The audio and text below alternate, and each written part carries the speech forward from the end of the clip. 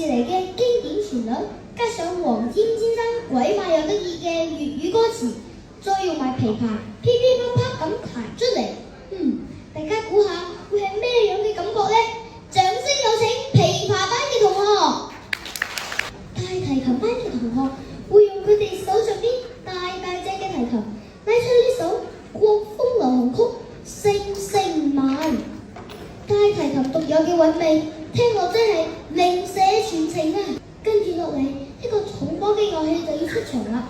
佢把聲一響，成個場都震埋啊！冇錯，佢就係嗩吶啦。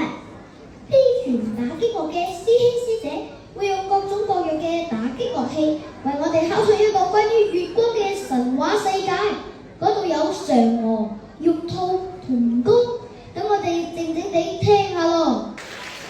瑤瑤，我有一個美麗嘅願望，長大之後可以種太陽。喂，發下夢就得，太陽一個就夠細咯，種咁多出嚟，而家啲人喺邊度揾後羿啊？咁我哋嚟聽下呢首充滿奇思妙想嘅《種太陽》啦。呢一首首嘅樂曲係我哋用汗水種出嚟嘅花，亦都係送俾所有老師同家長最好嘅禮物。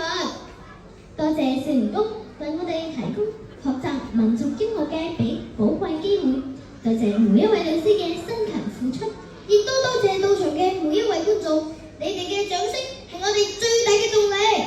廣州市越秀區